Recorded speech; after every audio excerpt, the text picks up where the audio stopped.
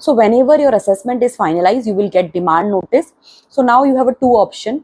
Either you can pay that demand amount within a prescribed timeline, which is generally 30 days, or you have to apply for further appeal if you are not satisfied with that demand amount. Apart from that, you can apply for stay on that demand notice, and for that you have to send notice to the department, and either they can accept or reject.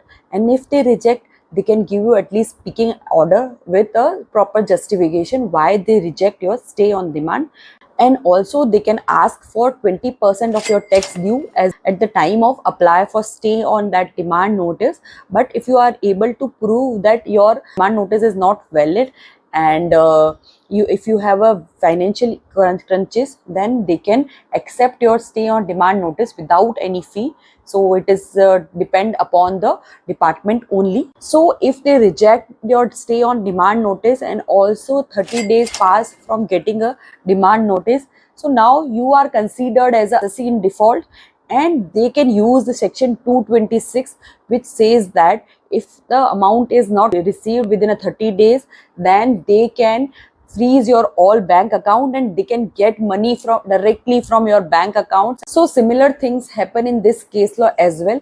But it is very important to understand that whenever they get response from income tax department from any kind of notice, that notice is at least a speaking order, not use cryptic statement that they can reject the stay notice and not give any kind of reasoning for that notice is considered as a invalid and also the violation of a natural justice.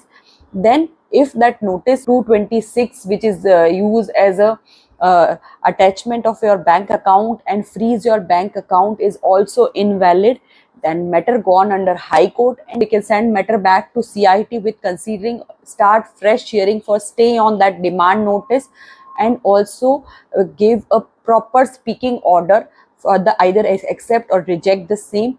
So this is the way the whole things will be getting done. So it is very important to understand that whenever we get response from income tax department, they can give at least speaking order, not non-speaking order. Otherwise that notice is considered as invalid.